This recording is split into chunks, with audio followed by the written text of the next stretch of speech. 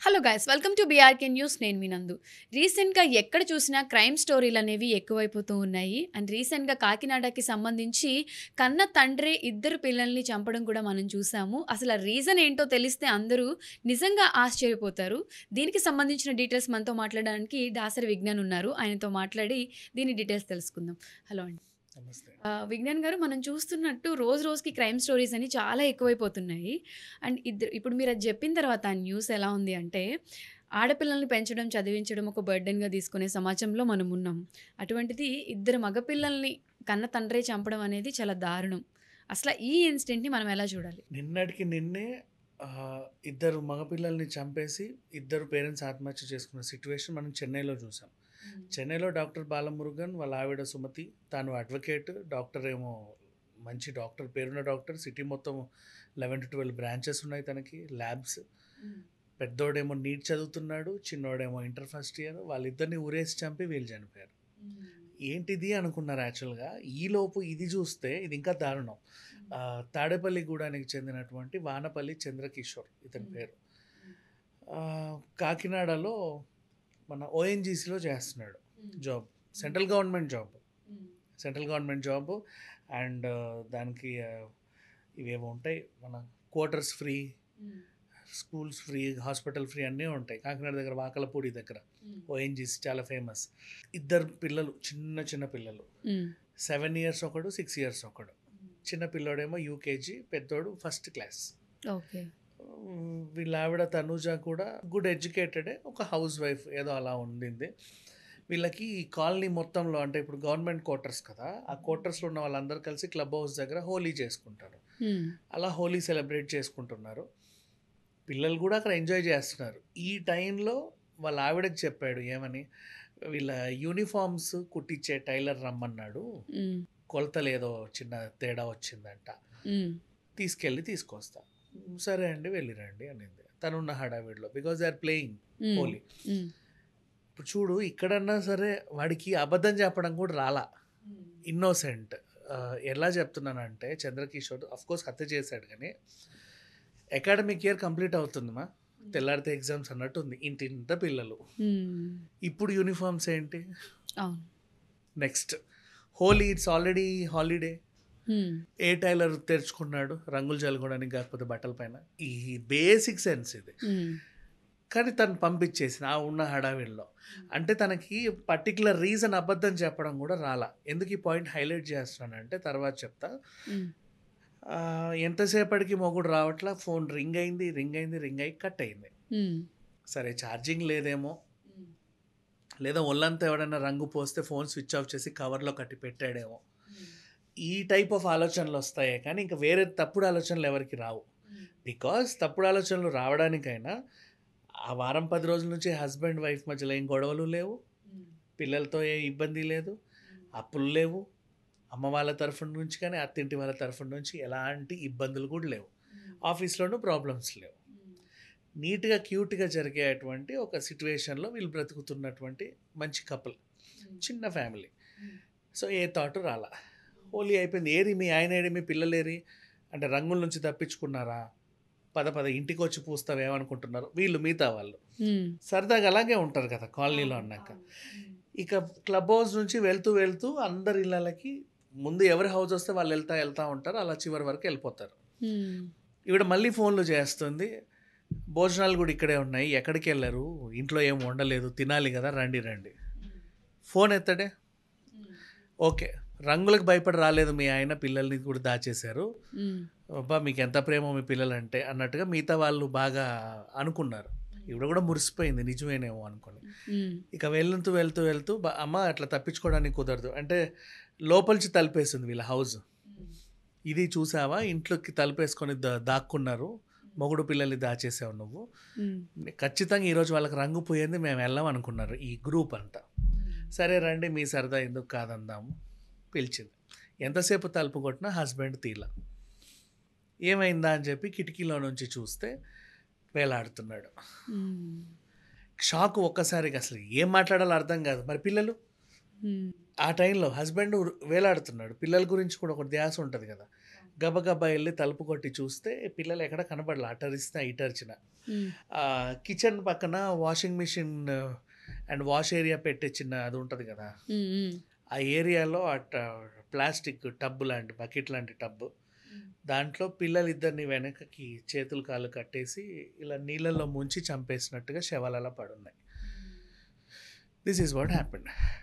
ఇప్పుడు suicide note కనబడింది, ఒక పేపర్ ముక్క. ఏంటంటే ఈ పోటీ ప్రపంచంలో పిల్లలు సరిగ్గా చదువుతారో లేదో అన్న భయం వేసింది, వీళ్ళు ఎదగలరో లేదో అన్న భయం వేసింది. ఆ భయానికి నేను ఈ పిల్లల్ని చంపేశాను, నేను కూడా చనిపోతున్నాను అని రాశాడు. నేను ఎందుకు ఫస్ట్ ఒక అబద్ధం మీద ఫోకస్ చేశానంటే వీడికి అబద్ధం చెప్పడం రాలేదు అన్నాను, చూసావా? సరిగ్గా సూసైడ్ లెటర్ కూడా రాయడం చేతకాల, అబద్ధం. అది రీజన్ ఇంకోటి ఉంటుంది. He didn't say that. పోటీ ప్రపంచం ఏంటి మా ఇది? యూకేజీ పిల్లోడికి పోటీ ప్రపంచం ఏంటి? 7th క్లాస్ 8th క్లాస్ పిల్లోడు ఏంటో చిన్న పంచారులు వీళ్ళు మొద్దులా తయారయ్యాడు. రేపు 10th పాస్ అవుతాడో ఎంసెట్ రాస్తాడో అని భయం ఉంటే అది వేరు. ఫస్ట్ క్లాస్ పిల్లోడికి యూకేజీ పిల్లోడికి పోటీ ప్రపంచం ఏంటి?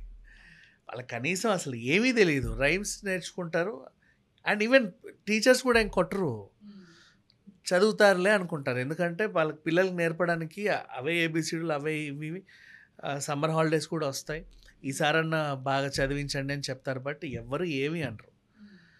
అండ్ అందులో ఫస్ట్ క్లాసులు, సెకండ్ క్లాసులు, థర్డ్ క్లాస్ లాంటివి కూడా ఉండవు. ఏమైనా చదవకపోతే డిబార్ చేస్తారు అనేవి ఉండవు. అట్లా రాశాడు. సో అబద్ధపు సూసైడ్ నోట్ రాశాడు తను. నిజం ఏదో ఉండింది పాపం, ఆయన మనసుకే తెలుసు, ఏదో బాగా బాధపడి ఉంటాడు. బట్ అది చెప్పాల ధైర్యంగా. నెక్స్ట్ భార్యతో కూడా సరిగ్గా చెప్పడం రాలా. మొత్తానికైతే ప్రాణం పోయింది. నవ్వు ఇప్పుడు వాళ్ళ మిగతా చుట్టాలందరినీ ఫస్ట్ ఇంటి పరిసర ప్రాంతాల వాళ్ళని అడిగారు, ఏమన్నా అరుపులు కేకలు గొడవలు ఉంటాయా వీళ్ళ ఇంట్లో?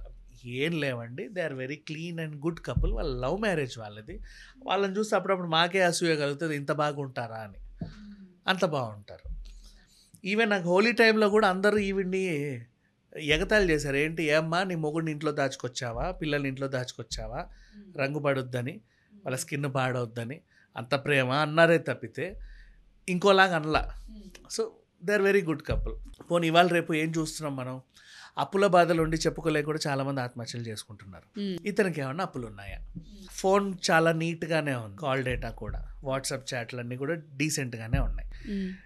వాళ్ళ తమ్ముడిని పిలిచి అడిగితే మా అన్నకి ఆస్తులు ఉన్నాయి కానీ అప్పులు లేవండి అన్న. సెంట్రల్ గవర్నమెంట్ జాబ్ మా, నెలకు లకారం అటు ఇటుగానే డబ్బులు వస్తాయి.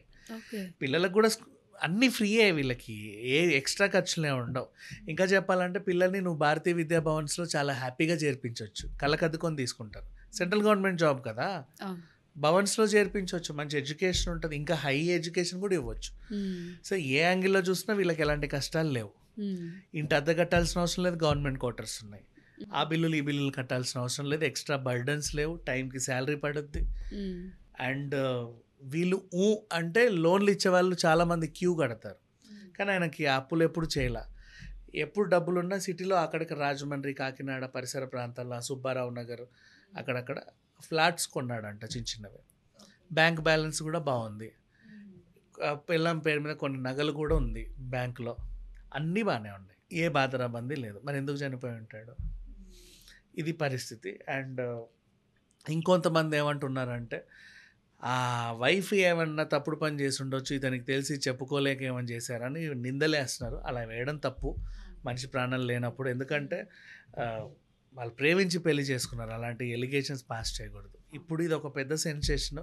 ఇంతింత చిన్నపిల్లల్ని వాడు వెనక్కి లాగి చేతులు గట్టిగా కాళ్ళు గట్టిగా కట్టేస్తే వీళ్ళకి డాడీ ఏదో చేస్తున్నాడు, ఆడుకుంటున్నాడు అనుకుంటారు.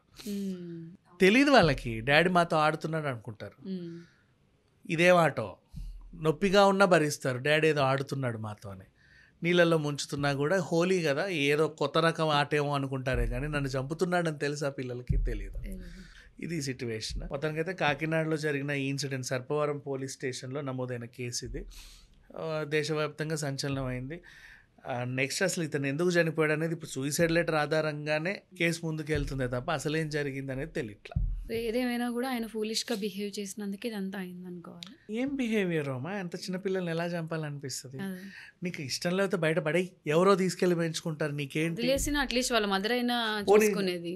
పోనీ మీరు ఇద్దరికీ వద్దనుకోండి, ఆ స్కూల్లోనే వదిలేసి సాయంత్రం తీసుకురాకండి, ఆ టీచర్లో ఎవరో పట్టుకెళ్ళి పెంచుకుంటారు. మీకు ఎందుకు అంత అవసరమైంది ఇంత పిల్లల్ని? అంత పోటీ ప్రపంచం ఎక్కడ చచ్చింది? అసలు ఆ పోటీ ప్రపంచానికి వాళ్ళు కరెక్ట్ కాదనేది ఇప్పుడు ఈయన ఎలా డిసైడ్ చేస్తాడు? డిసైడ్ చేస్తాడు. అండి ఈయన కూడా గవర్నమెంట్ జాబ్ వచ్చిందంటే ఎన్నో ఎత్తులు పల్లాలు చూసే ఉంటాడుగా. ఎన్నేళ్ళు చదివితే ఏదో మైండ్ లో పెట్టుకుని ఉండొచ్చు. మైండ్లో ఏదో ఉంది, అప్పు గిప్పు అయితే కాదు, ఏదో చిన్న కలత చెందాడు. అదేంటనేది ఆయనకే తెలుసు. చెప్పుకోలేక చనిపోయాడు. అబద్ధం చెప్పడం చేత కదని ఎందుకు అన్నానంటే భార్యతో కూడా అబద్ధం సరిగా ఆడలా, కన్విన్సింగ్గా లేదు అసలు. ఆ తల్లి ఆ పిచ్చిది ఎలాగో నమ్మేసింది. కానీ ఇప్పుడు మామూలుగా ఎవరైనా సరే టైలర్ దగ్గరికి వెళ్ళి కొలుతానంటే ఇప్పుడు యూనిఫామ్ ఏంటి అంటారు. అయినా ఈ స్కూల్ అయిపోయే టైంలో అంత అర్జెంట్ ఏం వచ్చింది? అది హోలీ తెల్లారితే సండే పో, ఏదో ఒకటి చేసుకో, పెద్ద విషయం ఏం కాదు. బట్ రీజన్లెస్. ఓకే.